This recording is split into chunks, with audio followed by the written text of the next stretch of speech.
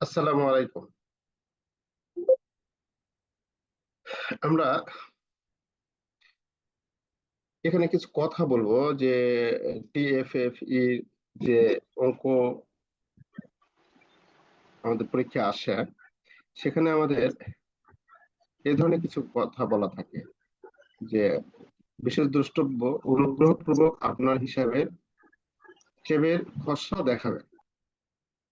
খসড়া বলতে এখানে আমরা মানে কি বুঝে থাকি?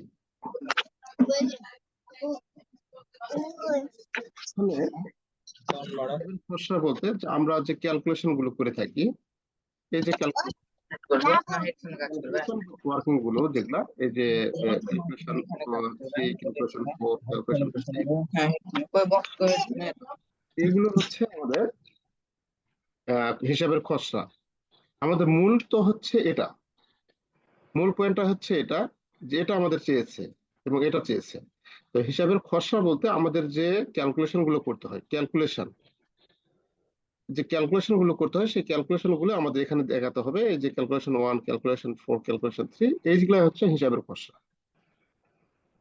এখানে অন্য কিছু হিসাবের খসড়া বলতে যে এটাকে কাটিয়ে ভাগ করে দেখাবো। ওই যে যেমন এখানে আছে 130, 130 কে আমরা 360 দ্বারা ভাগ করে যে আমরা A to Z একবার করে দেখাবো, ওরকম কিছু না। হ্যাঁ, এখানে একটা জিনিস আমি সংক্ষিপ্ত করেছি, সেটা হচ্ছে এরকম, এটা পার্সেন্টেজ, এটা একবারে করেছি আমি, এটা একবার করেছি। এই এই বিষয়টা একবার এখানে করা যাবে না, এটা পার্সেন্টেজ করে যেটা আসবে সেটা লেখার পর গুনুন, এটা দ্বারা এটা ভাগ করে যেটা আসবে সেটা লিখবো, লিখে তারপরে গুণ করে আমরা এখানে লিখবো, এই অ্যান্সারটাই আসবে। এটা আমি একবারে লিখেছি, বুঝতে পেরেছেন? আমাদের ট্রেড ফাইন্যান্সের এই ধরনের অঙ্কগুলো আসে এবং প্রত্যেকটা অঙ্ক শেষে আমাদের এরকম বলা থাকে যে অনুগ্রহপূর্বক আপনার হিসাবের খসড়া, এই যে এরকম, অনুগ্রহপূর্বক আপনার হিসাবের খসড়া দেখাবেন। এই অঙ্কগুলোতে এই ধরনের বলা থাকে, প্রত্যেকটা অঙ্কে এই ধরনের কথা বলা থাকে। বিশেষ দ্রষ্টব্য অনুগ্রহপূর্বক আপনার হিসাবে খসড়া দেখাবেন। তো হিসাবে খসড়া দেখানো বলতেই আমাদের এই ক্যালকুলেশন গুলো করে দেখাতে হবে। এখানে যে ক্যালকুলেশন গুলো আছে, এখানে যে এই যে ডাইরেক্ট ইনডাইরেক্ট যে বিষয়গুলো আছে, সেই বিষয়গুলো আমরা এখানে তুলে ধরবো। হ্যাঁ, এটা হচ্ছে হিসাবের খসড়া। এখানে অন্য কিছু নেই, যে আমাদের আগে যেমন আমরা রাফ করতাম, ভাগ করে গুণ করে যে রাফ গুলা করতাম আগে, ওই রাফে এখানে ও রাফের কথা বলে দিই। হ্যাঁ, এখানে যেমন এখানে আমরা ভাগ করেছি, এই ভাগটা যে আমরা এইভাবে ভাগ করে যে দেখাবো, ওরকম দেখানো না।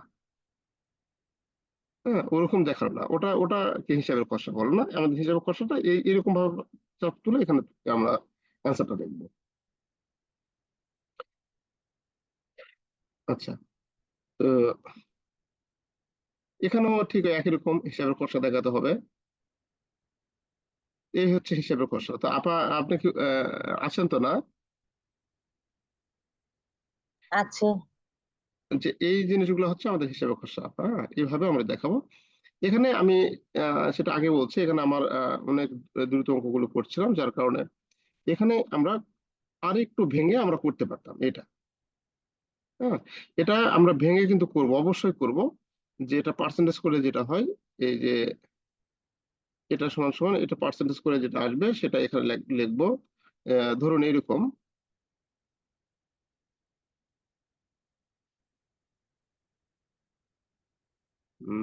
সেটা হচ্ছে, সেটা করি,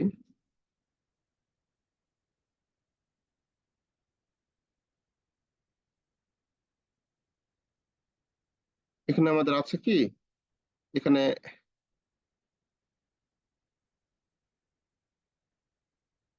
আমরা যে ক্যালকুলেটরে দেখি যেটা, যে 1,119.008 গুণন 3%, 3% করলাম, করলে আমাদের এত হয়, তাই না?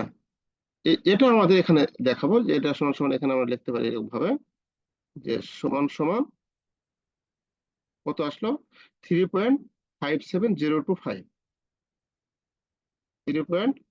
57025 গুণন এখানে কি আছে 90 360 90 কে আমরা 360 দ্বারা যদি ভাগ করি, সরি 90 ভাগ 360 এত আসে। 5টা সংখ্যা নিব, তাহলে আমাদের অ্যাকুরেট আসবে। সবসময় জন্য 5টা সংখ্যা নেওয়ার চেষ্টা করবো। সরি 2টা শূন্য, 2 তারপর 7, 2 7 7 8 বা 7 নিলেও হবে, সমস্যা নেই। কারণ এই দুটো আমরা গুণ করব, এই দুটো গুণ করলে আমাদের এটা হবে, এটা হবে। সেটা আমরা এভাবে এটা ভেঙে লিখবো, এক লাইন ভেঙে আমরা লিখতে পারি, এরকম ভাবে আমরা দেখাবো আর কি। এখানে হয়তো একটা লাইন আমরা বাড়াইতে পারি। আর এইগুলা হচ্ছে ক্যালকুলেশন গুলো হচ্ছে হিসাবের খসড়া, এই ক্যালকুলেশন গুলো হচ্ছে হিসাবের কথা খসড়া, এগুলো আমরা দেখাবো, অবশ্যই দেখাবো। আর এখানে এই অঙ্ক করার মূল মন্ত্রটাই হচ্ছে এখানে, এটা আমাদের ডাইরেক্ট রেট এবং ইনডাইরেক্ট রেট বুঝতে হবে। ডাইরেক্ট রেট ইনডাইরেক্ট রেট বুঝলে আপনি এই জিনিসগুলো সহজে করতে পারবেন। তাছাড়া কোনো অঙ্কে আপনি এলোমেলো লাগবে, এই অঙ্কে এটা হচ্ছে, এই অঙ্কে এটা হচ্ছে, এলোমেলো লাগবে আপনার কাছে। আচ্ছা, আমাদের ফরেন ট্রেডের যে অঙ্কগুলো দেখাইছি, এই অঙ্কগুলোর মধ্যেই আপনাদের থাকবে, এর বাইরে যাবে না হয়তোবা, এর মধ্যেই থাকবে। যদি অঙ্কের আহ, যদি প্রশ্নের ধারাবাহিকতা যদি ব্রেক না করে, তাহলে এর মধ্যেই থাকবে ইনশাল্লাহ। আচ্ছা, আপনাদের কোনো প্রশ্ন থাকলে বলতে পারেন। এরপর কমের কিছু হ্যাঁ, অনেকগুলো চ্যাপ্টারের মধ্যে এমন হয় না, যদি একটা চ্যাপ্টার বাদ দিয়ে এই চ্যাপ্টার গুলো দেখলে এখান থেকে 100% কমন আসবে। হুম, এরকম আসলে আবার ফরেন ট্রেডে এরকম ইয়া নেই, এবং কোশ্চেন গুলো এত ক্রিটিক্যাল করতেছে আসলে, যে বিভিন্ন অধ্যায় থেকে প্রশ্নগুলো নিয়ে আসতেছে, সংযোজন করতেছে। বুঝতে পেরেছেন?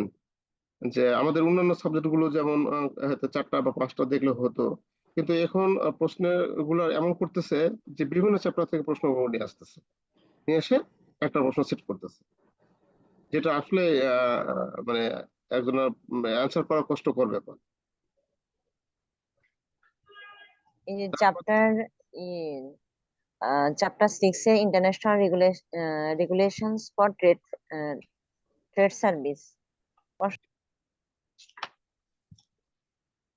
চ্যাপ্টার কত আপাটা? চ্যাপ্টার 6।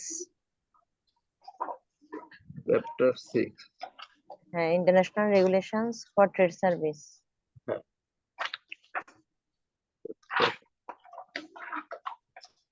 6 নাম্বার লিখতেছি নাকি এটা? না আব্দুল্লাহ, এটা লেখা তো স্টপ লসটা লেখা তো, এটা মানে এই যে international regulations for trade service, জি। এই চ্যাপ্টারটা বাদ দেওয়া যায় না?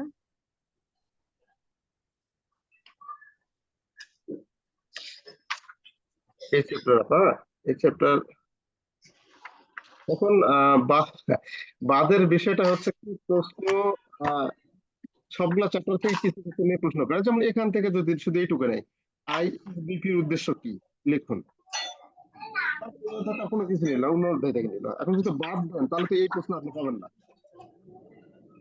এখানে 4 নাম্বার প্রশ্নটা একটু বুঝিয়ে দিবেন?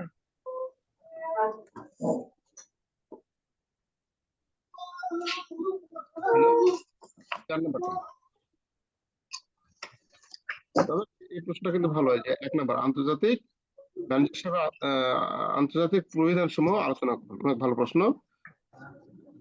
এগুলোর মধ্যে ওদের থেকে আসার সম্ভাবনা আছে। আর 4 নাম্বার কথা বললেন না, 4 নাম্বার 4 নাম্বার পেজ নাম্বার হচ্ছে,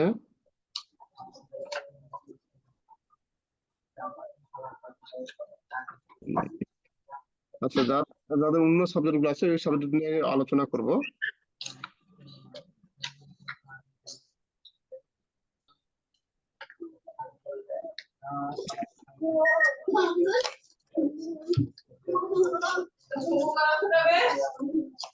এখানে খুবই সাউন্ড হচ্ছে। জি, আহ, একটু মিউট করবেন।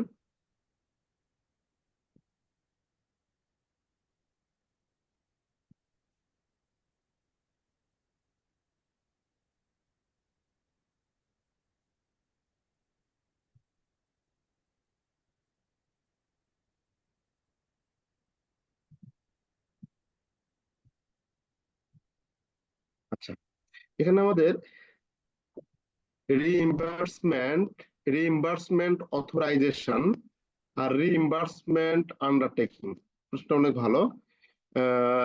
অথরাইজেশন আর আন্ডারটেকিং এর মধ্যে পার্থক্য আমাদের করতে হবে। অথরাইজেশনটা কি জিনিস এবং আন্ডারটেকিং কি জিনিস, এই জিনিসটা আমাদের আগে বুঝতে হবে। এখানে যেটা বলা আছে 1 নাম্বার, এটা এখানে যে এটি ইস্যুইং ব্যাংক দ্বারা রিইম্বার্সিং ব্যাংকে নমিনেটেড ব্যাংকে অর্থ প্রদানের জন্য জারি করা একটি নির্দেশ। আর এখানে বলা আছে এটি রিইম্বার্সিং ব্যাংক দ্বারা নমিনেটেড ব্যাংকের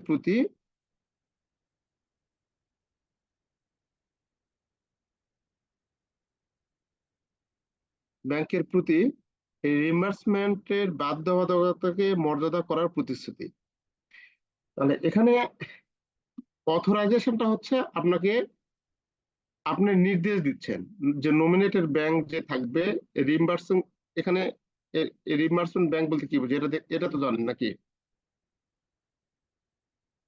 অর্থাৎ আপনি এই দুইটার পার্থক্যটা বুঝবেন, অথরাইজেশন বুঝবেন আর হচ্ছে আন্ডারটেকিং বুঝবেন। অথরাইজেশনটা হচ্ছে আপনি অথরাইজ করে দিচ্ছেন, নির্দেশ দিচ্ছেন একটা ব্যাংকে, আর আন্ডারটেকিংটা হচ্ছে আপনি মর্যাদা করার প্রতিশ্রুতি দিচ্ছেন, কোনো কিছু মর্যাদা করার প্রতিশ্রুতিটা হচ্ছে আন্ডারটেকিং।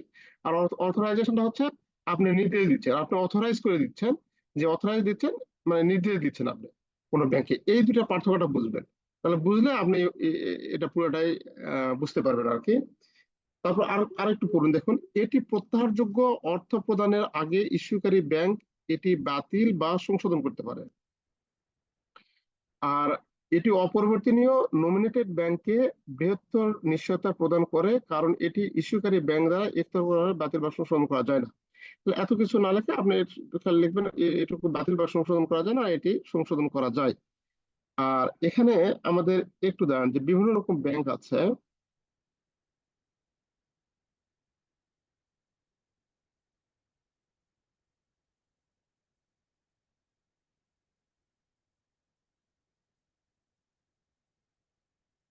এটা এই অধ্যায়তে নেই।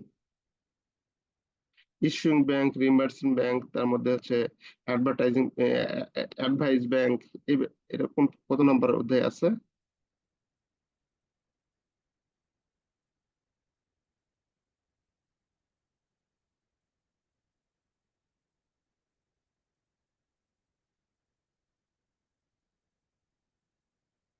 এখানে এটা নাই।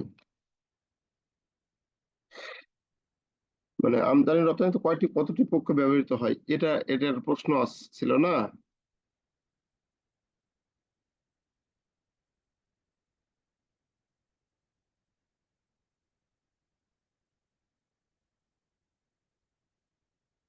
একটু দাঁড়ান।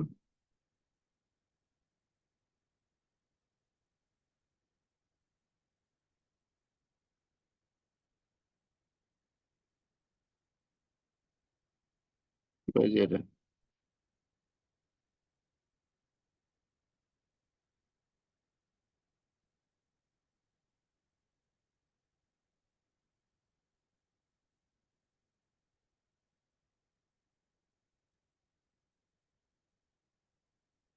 আবার দেখুন এখানে এই যে রিইম্বার্সিং ব্যাংক, ইস্যুইং ব্যাংক,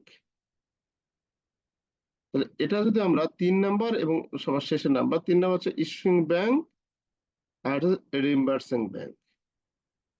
তাহলে ইস্যুইং ব্যাংকটা এখানে বলা আছে যে ইম্পোর্টারের পক্ষে যে ব্যাংকটা কাজ করে সেটা হচ্ছে ইস্যুইং ব্যাংক, তাই না? ইম্পোর্টারের পক্ষে যে ব্যাংকটা কাজ করে সেটা হচ্ছে আমাদের কাছে ইস্যুইং ব্যাংক। অর্থাৎ যেখান থেকে ইস্যু করা হয়, ইস্যু করা হয়, সেটা হচ্ছে ইস্যুইং ব্যাংক।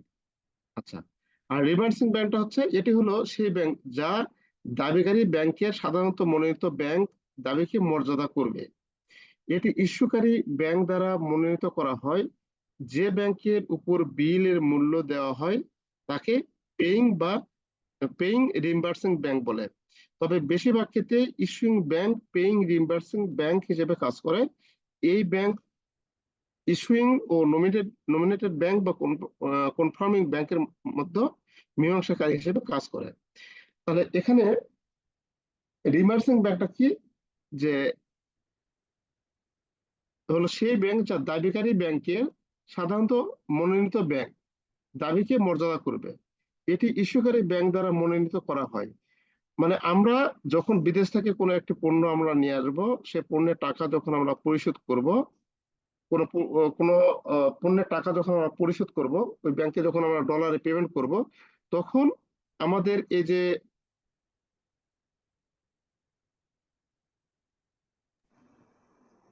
রপ্তানিকারক কর্তৃক যে ব্যাংকের মাধ্যমে যে এলসিটা আমাদের আদান প্রদান হবে, সেই ব্যাংকটা আমি আমাদের একটু কাছে। বলি স্যার, হ্যাঁ, আমি বলি ইস্যুকারী ব্যাংকের একটা ব্যাংক থাকবে হলো এই নিউ ইয়র্কে, মনে করেন নিউ ইয়র্কে থাকবে। স্ট্যান্ডার্ড চার্টার্ড ব্যাংককে বলে দিবে তুমি আমার ওই যে রপ্তানিকারকের ওই ব্যাংকে টাকাটা দিয়ে দাও। ইস্যুকারী ব্যাংক এটা বলবে, ওইটা হলো ইনভেস্টমেন্ট ব্যাংক। অর্থাৎ নিউ ইয়র্কে স্ট্যান্ডার্ড চার্টার্ড ব্যাংকটা হবে ইস্যুকারী ব্যাংকের জন্য, বাংলাদেশের যে কোনো একটা ব্যাংকের জন্য রিইনভেস্টমেন্ট ব্যাংক। ওনাকে উনি নির্দেশ দিবে যে তুমি ওই নিউ ইয়র্কের ওই এক্সপোর্টারের একটা ব্যাংক আছে, সেখানে হয় প্রতিশ্রুতি দিবে অথবা টাকা দিয়ে দিবে। এটাই স্যার ইনভেস্টমেন্ট ব্যাংক।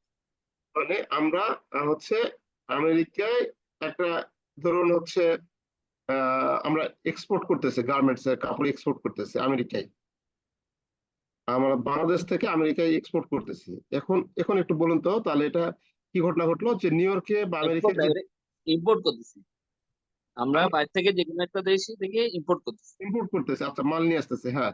মাল নিয়ে আসতেছে। তাহলে ওই ওই আমি তো ওখানকার এই যে আমার ওই নিউ ইয়র্ক ব্যাংকে আমার স্ট্যান্ডার্ড চার্টার্ড ব্যাংক একটা অ্যাকাউন্ট আছে, এটা থাকতে হবে ইন্টারন্যাশনাল ট্রেডের জন্য। বাংলাদেশের এই ব্যাংকগুলোর প্রত্যেকটা ব্যাংকের এরকম একটা অ্যাকাউন্ট থাকতে হয়। বাংলাদেশ থেকে সে টাকা পাবে এই ধরনের নিশ্চয়তা, বা পাবে না, ডলার কিভাবে দিবে? ওই যে বাংলাদেশ থেকে ব্যাংকটা ওই ব্যাংকে নির্দেশ দিয়ে দিবে তুমি ওই নিউ ইয়র্কের ওই ব্যাংক থেকে ওই পেমেন্টটা দিয়ে দাও। এই ইস্যুকারী ব্যাংক তাদের নির্দেশ দিল কাকে? ওই মনোনীত ওই ব্যাংকটাকে, নিউ ইয়র্কের মনোনীত ব্যাংককে মনোনীত, তোমার সাথে আমার অ্যাকাউন্ট আছে, এই অ্যাকাউন্টকে ডেবিট করে তুমি ওই পেমেন্টটা দিয়ে দাও। ওই যে নিউ ইয়র্কের যে ব্যাংককে নির্দেশ দিচ্ছে সেটা হলো ইনভেস্টমেন্ট ব্যাংক।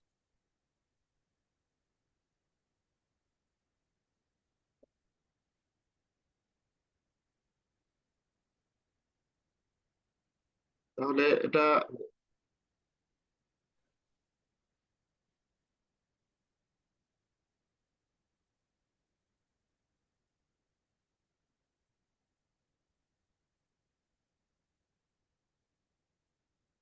ইস্যুইং ব্যাংক হলো ইম্পোর্টারের ব্যাংক।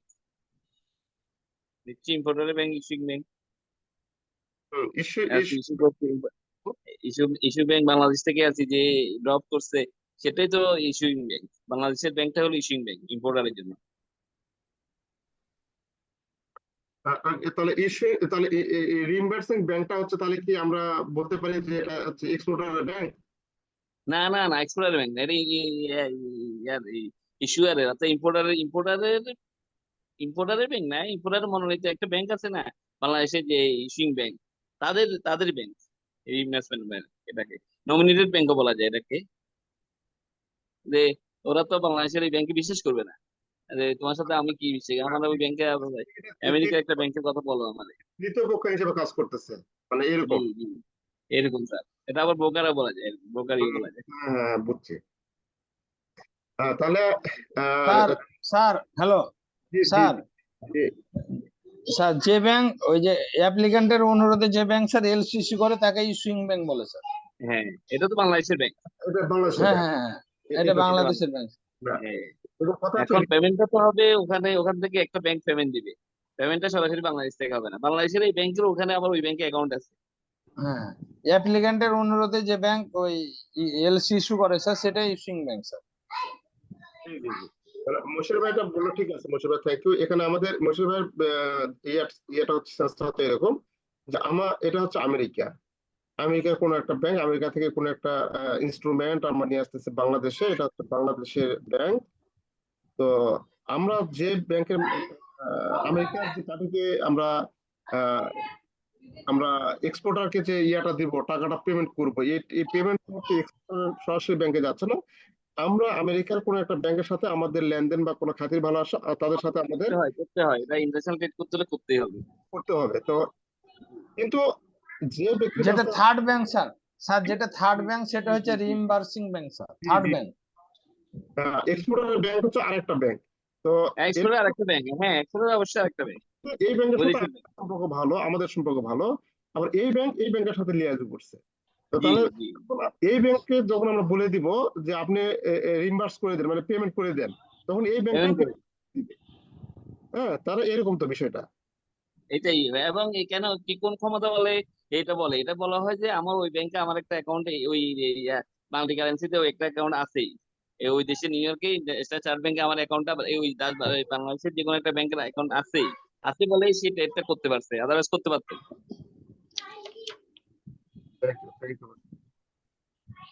আচ্ছা, তাহলে রিম্বার্সিং এখানে যেটা আমরা দেখতেছিলাম, তাহলে ইস্যুইং ব্যাংক দ্বারা রিম্বার্সিং ব্যাংকে নমিনেটেড ব্যাংকে অর্থ প্রদানের জন্য জারি করা নির্দেশ।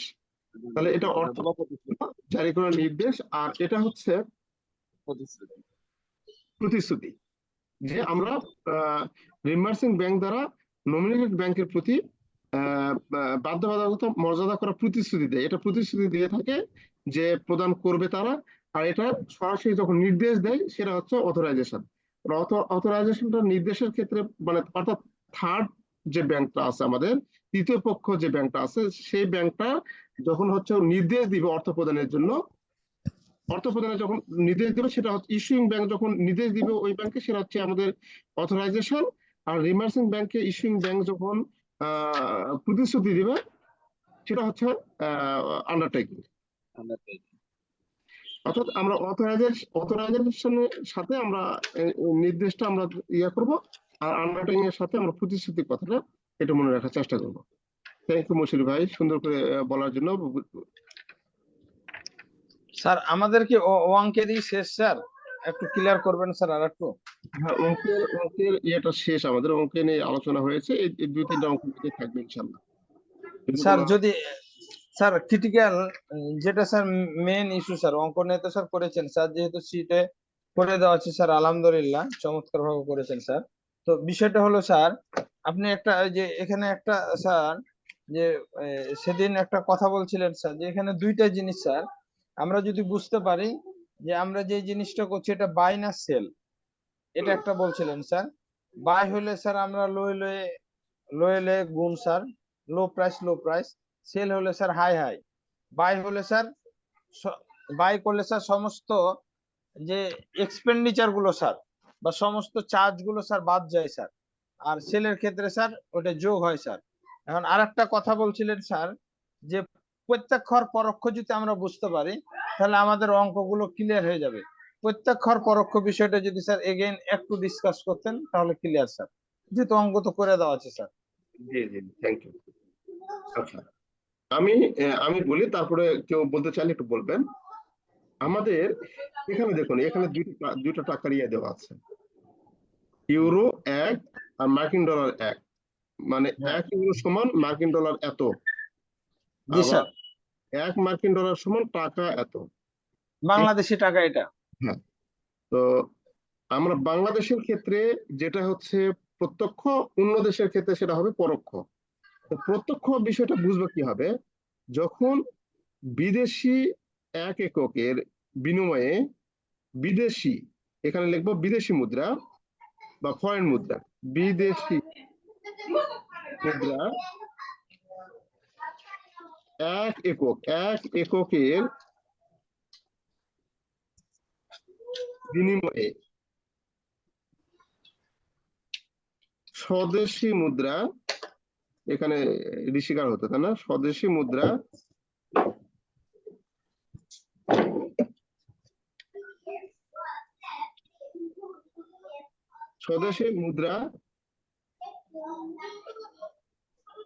মোট পরিমাণ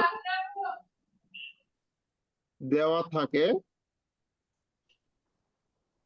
তাকে ডাইরেক্ট, এটা লেখা নাই, ডাইরেক্ট রেট বলে। এখন বলুন এখানে বিদেশি 1 একক যদি থাকে আর বাংলাদেশি টাকা যদি মোট মুদ্রা দেওয়া থাকে, যেমন বিদেশি মার্কিন ডলার, 1 মার্কিন ডলার সমান 1 ইউরো সমান এত টাকা, মানে যখন টাকার ফিগারে এখানে মোট মূল্য তখন দেওয়া থাকবে, তখন বুঝবো যে এটা ডাইরেক্ট রেট। কিন্তু যদি বলা থাকে এরকম যে 1 বাংলাদেশি বিডিটি 1 সমান সমান ইয়েন, ইয়েন ধরুন হচ্ছে 89 টাকা, 89 ইয়েন, তাহলে এক্ষেত্রে দেখুন আমরা স্বদেশী 1 ইউনিট ব্যবহার করছি, তাই না? বিডিটি 1-এর বিনিময়ে, এটা লাল লাল হয়ে গেল চোখে, এখানে একটু খেয়াল করুন, ধরুন এরকম বিডিটি 1 সমান সমান ইয়েন, ইয়েন 80, 1 বিডিটি সমান ইয়েন 80। তার মানে এখানে কি বিডিটি স্বদেশী না, মানে আমাদের দেশের মুদ্রা না? জি স্যার। দেশের মুদ্রা 1 এককের বিনিময়ে আমরা বিদেশি মুদ্রা মোট পরিমাণ দেওয়া আছে না এখানে, আছে। এটা হচ্ছে আমাদের কাছে ইনডাইরেক্ট। যখন আমাদের বিডিটি মানে স্বদেশী মুদ্রা যখন 1 একক থাকবে এবং তার মানটা দেওয়া থাকবে অন্য দেশের মুদ্রায়, সেটা হচ্ছে আমাদের কাছে ইনডাইরেক্ট। অর্থাৎ বিডিটি যদি 1 সমান সমান দেওয়া থাকে অন্য কিছু, সেটা হচ্ছে ইনডাইরেক্ট। আর বিডিটি যদি আমাদের মোট পরিমাণে যদি দেওয়া থাকে যে 1 মার্কিন ডলার সমান এরকম, অর্থাৎ বিদেশি মুদ্রা যদি $1 এরকম থাকে, $1 বা 1 ইউরো বা 1 ইয়েন, যেটা তারই বিপরীতে যদি আমাদের টাকা দেওয়া থাকে, সেটা হচ্ছে আমাদের কাছে ডাইরেক্ট রেট। তাহলে বিদেশি মুদ্রা এই জিনিসটা আপনারা দেখবেন, বিদেশি মুদ্রা 1 এককের বিনিময়। তাহলে এখানে কি বিদেশি মুদ্রা দেওয়া আছে? বিদেশি মুদ্রা 1 একক দেওয়া আছে?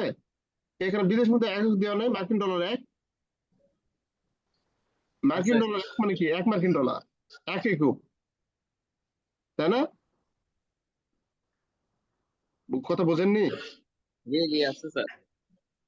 মার্কিন ডলার 1 আছে, 1 মার্কিন ডলার সমান সমান টাকা দেওয়া আছে, মোট টাকা কত টাকা হবে, এটা হচ্ছে আমাদের ডাইরেক্ট। কিন্তু যদি আমাদের বিডিটি 1 সমান এত ইয়েন বা এত মার্কিন ডলার বা এত যদি থাকতো, অর্থাৎ স্বদেশী 1 এককের বিনিময়ে যদি আমরা কোনো বিদেশি মুদ্রা প্রকাশ করতাম, তাহলে সেটা হচ্ছে আমাদের কাছে ইনডাইরেক্ট রেট।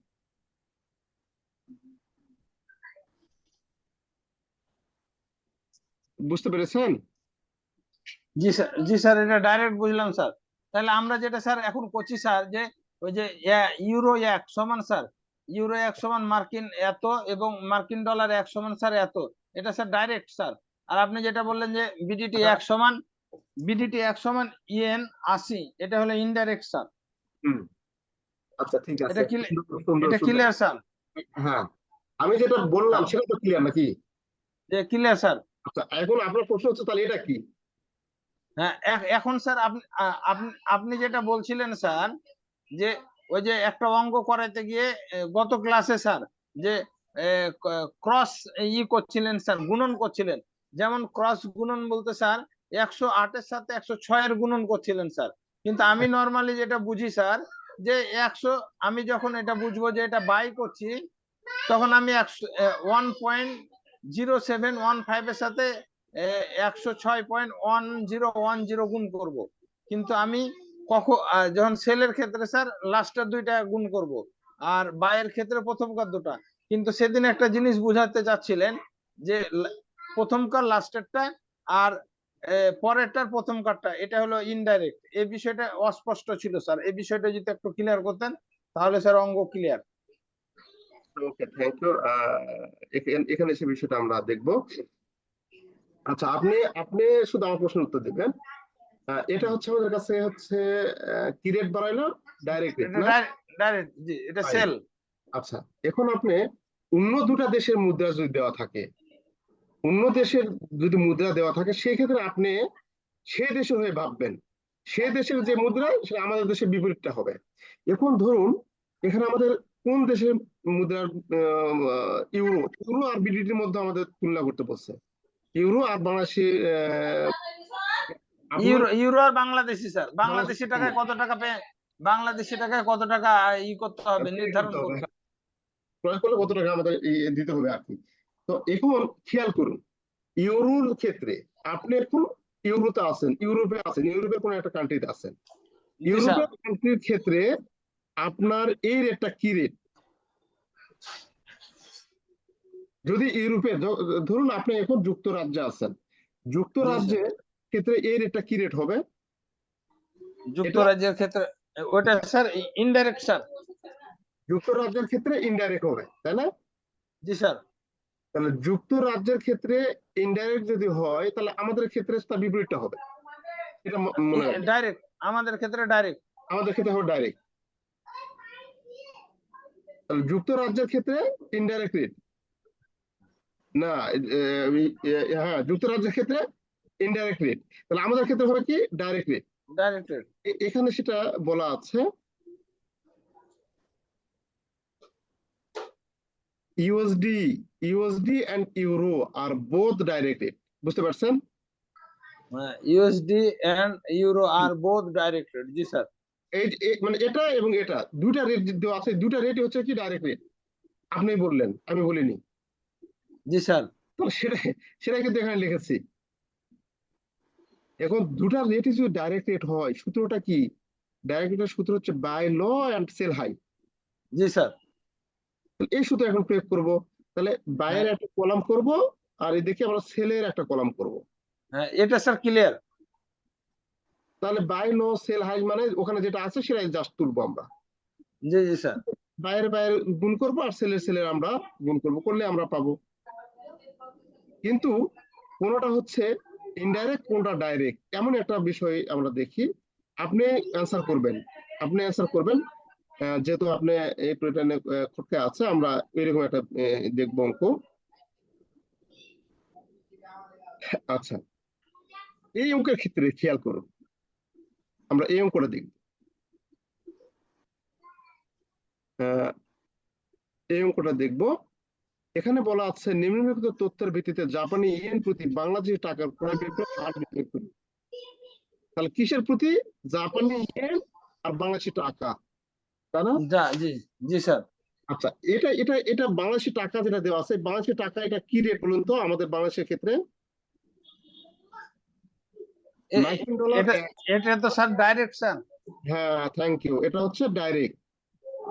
এখন জাপানি যেটা দেওয়া আছে, এটা এখন জাপানের ক্ষেত্রে এটা কি রেট বলুন তো? জি স্যার, জাপানের ক্ষেত্রে ডাইরেক্ট স্যার। তাহলে জাপানের ক্ষেত্রে যদি ডাইরেক্ট হয়, তাহলে আমাদের ক্ষেত্রে কি হবে? Indirect. Indirect rate. Okay, thank you. তাহলে এই ক্ষেত্রে আমরা কিন্তু দেখতে পাচ্ছি একটি হচ্ছে ইনডাইরেক্ট রেট, আর একটি হচ্ছে ডাইরেক্ট রেট। তাহলে সেটা এখানে লেখা আছে যে Japanese yen indirect rate oblique currency rate. Indirect রেটকে কারেন্সি রেটও বলে। So the rule is buy high sell low. বুঝতে পেরেছেন?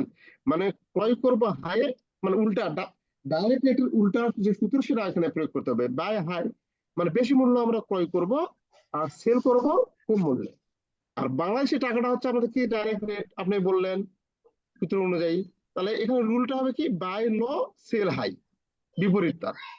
বুঝতে পেরেছেন? আচ্ছা আচ্ছা আচ্ছা স্যার, এখানে আসলে আমাদের কাছে উত্তরটা চেয়েছে কি স্যার, এই জিনিসটা ক্লিয়ার হওয়া দরকার। আচ্ছা, থ্যাংক ইউ।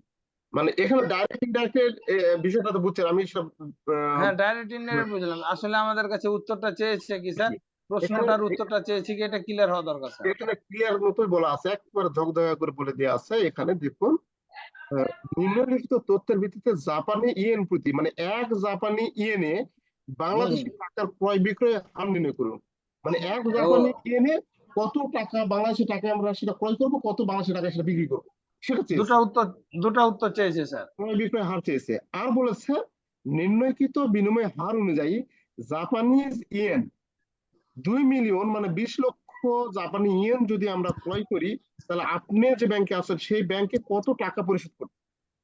মানে তাহলে বাংলাদেশি ব্যাংকে কত টাকা পরিশোধ করতে হবে বিডিটি তে? তার মানে কি জাপানি ইয়েন যদি আপনি ক্রয় করে নেন, তাহলে কত টাকা আপনাকে বিডিটি পে করতে হচ্ছে? বাংলাদেশি টাকা পেমেন্ট করতে হবে স্যার। তাহলে এটা ক্রয় করতে হচ্ছে, এটা এটা আপনি তার মানে ক্রয় করতেছেন, তাই না? তাহলে ক্রয় রেট দ্বারা গুণ করলেই হবে। তাহলে এখানে কি চেয়েছে আপনি বুঝতে পেরেছেন? জি স্যার। এখানে চেয়েছে ক্রয় বিক্রয় হার নির্ণয় করুন। আর বলা আছে যদি আমরা 2 মিলিয়ন যদি আমরা জাপানি ইয়েন ক্রয় করি, তাহলে আমাদের তাহলে হ্যাঁ, বলুন। তাহলে কত টাকা আমাকে পে করতে হবে? পে করতে হবে, হ্যাঁ বিডিটি কত টাকা পে করতে হবে স্যার? পে করতে হবে, হ্যাঁ। তাহলে এক্ষেত্রে একটু খেয়াল করুন, এক্ষেত্রে জাপানি ইয়েন তো আপনি বললেন যেটা সেটা ভাবে এখন এই সূত্রটাই এখানে আমাদের প্রয়োগটাই আমরা ভুল করি, যার কারণে আমাদের অঙ্কটা ভুল হয়ে যায়। তাহলে আমরা জাপানি ইয়েনটা হচ্ছে আমাদের কাছে কি ইনডাইরেক্ট রেট, আর বাংলাদেশি টাকাটা হচ্ছে ডাইরেক্ট রেট। তাহলে জাপানি ইয়েন যেটা আছে সেটা বাই করবো হাই মূল্যে। তাহলে বেশি মূল্য কোনটা দিয়ে আছে? জাপানি, এই জাপানি ইয়েন যেটা জাপানি ইয়েন, এই মূল্য 132, 132। এটা ক্রয় মূল্যে লিখবো, এটা এখানে লিখেছি আমরা এই 132, এই যে বাইয়ে লিখেছি এটা, ঠিক আছে। জি স্যার। ছোটটা এই যে ছেলে লিখেছি, ছেলে। জি স্যার। আচ্ছা, আর বাংলাদেশি টাকা যেটা যেভাবে আছে ওইভাবে, যেহেতু বাংলাদেশি টাকাটা কি ডাইরেক্ট রেট, এই ছোটটা বাইয়ে হবে আর বড়টা ছেলে হবে, আচ্ছা আচ্ছা। তাই না? এখন জি এটা স্যার। করার পর এখন আমাদের এই দুটা জি স্যার। গুণ বা ভাগ করবো আমাদের ইয়া অনুযায়ী, এই দুটা আমাদের গুণ ভাগ করবো। এখন আপনাকে কি বলছে? আপনাকে বলছে যে এক জাপানি ইয়েন প্রতি বাংলাদেশে কত টাকা দিতে হবে। তাহলে আমরা ছোটবেলায় উইকিং নিয়ম করেছিলাম, এখন আপনি এই দুটা যদি বাই রেট হয় তাহলে বাংলাদেশি টাকা হচ্ছে এত, তাহলে 106 সরি এখানে আমাদের 132। না একটু দাঁড়ান, জাপানি ইয়েন প্রতি আমাদের কত টাকা দিতে হবে, তার মানে কি 132 পয়েন্ট এত জাপানি ইয়েন, এত ইয়েন সমান আমাদের বাংলাদেশি টাকা কত বিডিটি? 106.1010, তাই না? এই দুটো লিখলাম। জি স্যার। তাহলে অতএব এক জাপানি ইয়েন সমান সমান কত দিব আমরা? ভাগ হবে না গুণ হবে? ভাগ হবে স্যার। হ্যাঁ এই তো সহজ, 106, এটাই চেয়েছে আমাদের কাছে, এক জাপানি ইয়েনের প্রতি কত টাকা দিব, এটা করেছি। সেই জিনিসটা এখানে করা আছে, ওই নিয়মের মতো যে আগে করেছিলাম, ওই নিয়ম আর কি। অর্থাৎ এক ইয়েনে জাপানি ইয়েন প্রতি মানে কি এক ইয়েনে কত বিডিটি আমরা দিব, তাহলে এত বিডিটি দিব। তাহলে সেলিং, 0.803। হ্যাঁ সেলিং হবে কত? সেলিংটা ঠিক একই ভাবে করবো আমরা, বাংলাদেশি টাকাকে জাপানি ইয়েন দ্বারা ভাগ দিব, করলে আমরা এখানে এক জাপানি ইয়েন প্রতি আমরা এত টাকা দিব। এখন আপনি 2 মিলিয়ন ক্রয় করবেন, 2 মিলিয়ন জাপানি ইয়েন যদি আপনি নেন তাহলে কত টাকা দিতে হবে? 2 মিলিয়ন যদি আপনি নেন, এই যে 2 মিলিয়ন সমান কত? 20 লক্ষ। তাহলে 20 লক্ষ জাপানি ইয়েন আপনি নিচ্ছেন, বিনিময়ে আপনাকে কি করতে হচ্ছে? আপনি ওটা কিনে নিচ্ছেন, জাপানি ইয়েন নিচ্ছেন আর বাংলাদেশি টাকায় দিচ্ছেন। তাহলে কি কোনটা দ্বারা গুণ করবো? এই যে ক্রয় মূল্য দ্বারা গুণ করবো, এই যে বাইং রেট যেটা আছে, বাইং রেট, এই বাইং রেট দ্বারা আমাদের গুণ করতে হবে। গুণ করলে আপনি জাপানি ইয়েন, অর্থাৎ 20 লক্ষ জাপানি ইয়েন সমান 16 লক্ষ টাকা যদি আপনি দেন তাহলেই হয়ে যাবে। আচ্ছা, মোটামুটি ভালোই মনে হয় বুঝতে পেরেছেন।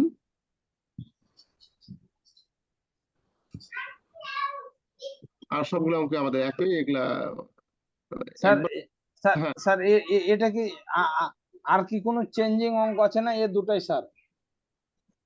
চেঞ্জিং না, এই দুটাই ইয়াতে আমাদের বারবার নাম চেঞ্জ করে মডিফাই করে দিয়ে আপনাদের যে কটা করে দিয়েছে ওই কটা দেখবেন, আর বাইরে দেখার দরকার নেই, ওই রকমই থাকবে। আর খরচ বরচ বিভিন্ন নাম পাল্টে দেয়, কিন্তু হিসাব নিকাশ ক্যালকুলেশন একই। আরো বিভিন্ন ধরনের অঙ্ক আছে, ট্রেড ফাইন্যান্সের বিভিন্ন ধরনের অঙ্ক আছে, অনেক জটিল ধরনের অঙ্ক আছে, কিন্তু সেগুলো দেয় না, সেগুলা দিবেও না, কারণ ইজাত পর্যন্ত ওই ব্রেক করেনি আর কি। এবারে যদি ব্রেক করে তাহলে আপনার কপাল খারাপ। পয়েন্টে যদি ব্রেক করে তাহলে কপাল খারাপ। স্যার ব্রেক করে না স্যার, একটু হয়তো স্যার 2-এর জায়গাতে 3 করে, 3-এর জায়গাতে 4 করে স্যার, ব্রেক হ্যাঁ করে হ্যাঁ না স্যার, সংখ্যা চেঞ্জ করে স্যার। স্যার জি, যদি বুঝতে স্যার সমস্যা হয় স্যার কোনো একটা অঙ্ক, তাহলে আপনার সাথে মানে কমিউনিকেট করার উপায়টা কি স্যার? কমিউনিকেটের উপায় যখন দেখছেন হোয়াটসঅ্যাপে মেসেজ দিয়ে হচ্ছে না, হয়তো বা আমি কোনো কাজ ব্যস্ত আছে, আপনি একটা দয়া করে একটা হোয়াটসঅ্যাপে একটা ফোন দিবেন বা মোবাইলে ফোন দিবেন, তাহলে আমাকে সঙ্গে সঙ্গে পেয়ে যাবেন। আচ্ছা আচ্ছা। কোন একটা জিনিস স্যার হয়তো বুঝছি বা হয়তো বুঝতে, যেমন আজকে সেদিনকে এই কোশ্চেন, আজকে যে দুটো বিষয় করলেন স্যার, এই দুটো বিষয় ক্লিয়ার স্যার। হ্যাঁ, এখন আরো অঙ্কগুলা করবো স্যার, যদি দেখতে দেখতে বা বুঝতে একটু সমস্যা হয় স্যার, তাহলে আপনাকে হোয়াটসঅ্যাপে একটু স্মরণ করবো স্যার। আর একটা বিষয় আছে স্যার, যে আমরা অতীতে যে কোশ্চেন গুলো স্যার আমরা ফলো করেছি বা দেখেছি স্যার, এখানে আমরা যে যে এই অ্যান্সার গুলো স্যার কে আমরা সার্চ দিয়ে বের করবো না, সিটের মধ্যে পাবো স্যার, যেহেতু আমার এই দুইটা সাবজেক্ট আছে স্যার, একটা ফরেন ট্রেড আর ওই স্যার আছে ওই আইসিটি। তো এই যে এখানে প্রোফার্মা ইনভয়েস আছে স্যার, তারপরে যে প্যাকিং ক্রেডিট আছে স্যার, সোয়াপ আছে। তো এই উত্তরগুলো স্যার কি আপনার এই সিটের মধ্যে পাবো, না আলাদা কোনো শর্ট অ্যান্সার গুলোর জন্য কোনো মানে সহজ উপায় আছে স্যার? এর মধ্যে আপনাদের সম্পূর্ণ কিছুই আলোচনা করা আছে, দুই একটা পয়েন্ট হয়তো বাদ গেছে বা যায়নি, সেটা আমার অজান্তে এটা আমি বলতে পারতেছি না, তো বাদ সাধারণত খুব কমে গেছে। আপনাদের পুরো বইয়ে এখানে আলোচনা করা আছে, এর মধ্যে হয়তো পেয়ে যাবেন। মানে আহ, আমাদের সিটের মধ্যে পেয়ে যাবো স্যার? হ্যাঁ, পেয়ে যাবেন ইনশাল্লাহ। আর আচ্ছা, ফরেন থ্যাংক ইউ। কোশ্চেন কিন্তু হচ্ছে আপনার বিভিন্ন অধ্যায় থেকে হয়, লেজ লাগে হয়। এটা কিন্তু একটু খুব সাবধানে প্রশ্নগুলো একটু বুঝে অ্যান্সার করবেন। প্রশ্ন হয়তো দেখা যাচ্ছে আপনার পড়া আছে, কিন্তু ওই প্রশ্নগুলো আহ, আহ, একটু অন্য ধাঁচের দিয়েছে, মানে অন্যভাবে একটু একটু দিয়েছে। একটু চেঞ্জ দিয়েছে স্যার, একটু হ্যাঁ, ঘুরিয়ে দিয়েছে স্যার। হ্যাঁ। তো সেক্ষেত্রে দেখা যাচ্ছে কিন্তু আমরা আহ, ভুল করি বা হয়তো মনে করি যে এই প্রশ্নটা পড়া নেই, এরকম হয়। আচ্ছা, আমাদের ট্রেড ফাইন্যান্সে অনেক কিছু, অনেকগুলো অধ্যায় এখানে আছে, 10টা অধ্যায় আছে। কোন অধ্যায় থেকে যে অ্যাকুরেট একবারে এক সেট প্রশ্ন ক খ গ যে কোন পড়ছে এরকম কিন্তু খুব কম হয়, অঙ্ক ব্যতীত। হম বিভিন্ন অধ্যায় থেকে প্রশ্ন লেজে আর কি লেজ লাগে দিয়ে আর কি, এই জিনিসটা একটু আপনার প্রত্যেকটা অধ্যায় একটু যদি সম্ভব হয় একটু দেখে যাবেন, দেখে স্যার যাবেন। স্যার 8টা অধ্যায় পর্যন্ত পেয়েছি, আর 2টা কি স্যার এতে আছে স্যার, মানে মেলে পাবো স্যার? আপনার সবগুলো তো দিয়েছি, মেলে দিয়েছি, দেখবেন। ও, মেলে দেখবো স্যার? হ্যাঁ, হ্যাঁ। আচ্ছা, আমার মেল নাম্বারটা দেবো স্যার, আমি মেল 8টা পেয়েছি স্যার। আমার মেল নাম্বারটা স্যার ক্লাস শেষে স্যার আমি দিয়ে দেবো স্যার। আচ্ছা, ঠিক আছে। আমরা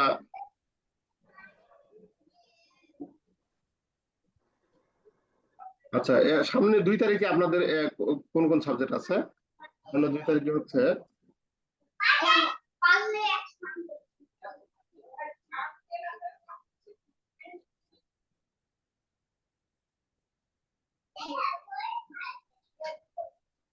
রুটিন।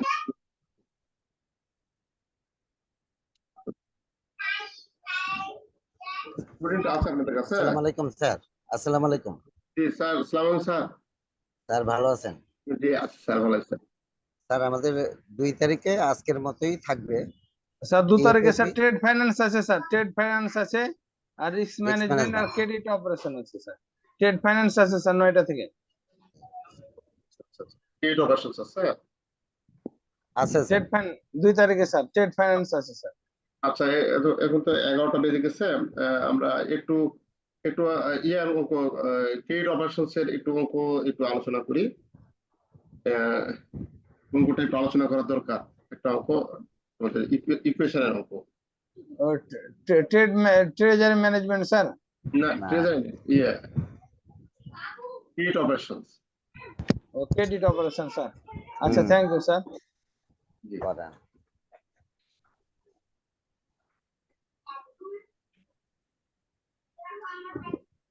এখানে আমি আপনাদের বলেছিলাম যে এটা ম্যাথের একটা কোশ্চেন আমরা আলোচনা করব, এই কোশ্চেনটা গুরুত্বপূর্ণ। ক্যাপিটাল বাজেটিং অঙ্ক দিবে আপনাদের, এই অঙ্কটা আমরা আলোচনা করি। হ্যাঁ, রাখেন।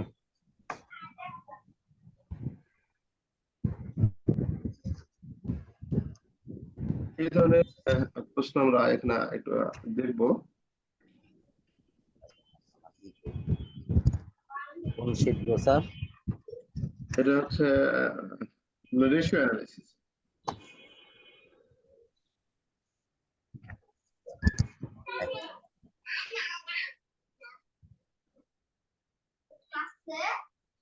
না রাব্বা।